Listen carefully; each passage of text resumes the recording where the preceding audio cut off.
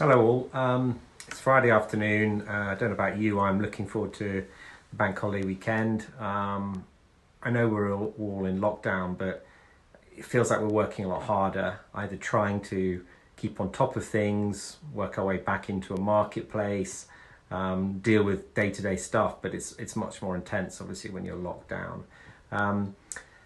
What I wanted to do, because it's Friday, is offer something free, pro bono, to my followers, viewers. And this is something that I've been using for a number of years.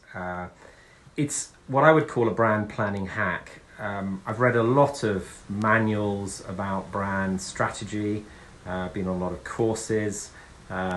We work with a number of brands, big brands, small startups, medium-sized brands, own label, as well as big, above the line invested brands.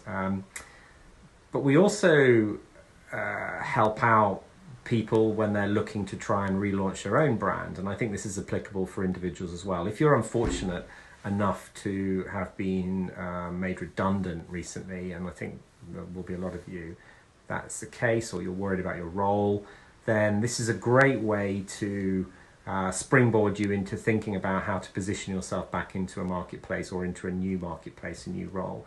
So I just thought I'd share it with you as part of this kind of freemium Friday or whatever we call it these days. Hopefully this is going to work. I'm going to try and pivot around and show you a little diagram that is going to help you cut through those millions of manuals and 50 million slides we've all seen on brand planning. So bear with me. So I couldn't do the drawing and the holding of the camera, so this is something I prepared earlier. A Venn diagram, as you can see, 3 circles. At the top, the first thing we put in is vision.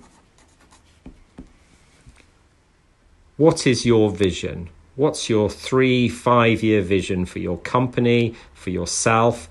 Where are you heading? What do you want to achieve? You need to have that captured in a set of words that you can remind yourself on your journey where you're heading. It's really important. For me, it's so important. I actually called my company after it. We're called Visionize. And what we do is we help businesses, CEOs, boards to set a vision for the future. And actually, there's never been a better time to reset that vision, to recalibrate it for the new landscape we are going to be entering into in the coming months. The second element, some people call it roots, let's call it background or history. So, what is the background to your business? Where has it come from? What journey has it taken? What have you achieved along the way? Has it been born out of 2 other businesses? Is it born out of an inventor who's come up with a product? If you're an individual, what is your history? So where have you worked before? But what have you learned along the way? What are you bringing to the party? What does your CV, your curriculum vitae say about you? And when you combine the vision, where you're going, what you're looking to achieve, your aspirations, your plan for the future, with your background and history, then you begin to create something very powerful. So you've got to be very succinct in both of these circles. The third circle of the Venn diagram is what we call behavior and tone. How are we going to act and behave in business going forward? What are the changes we're going to make? How are we going to go about our daily work, our interaction with both our colleagues, the people we work with, but also our clients and our suppliers and our connections? But the fundamental thing that I think has changed through this crisis is the tone. I generally believe that our tone is going to be a key differentiator in the next few years.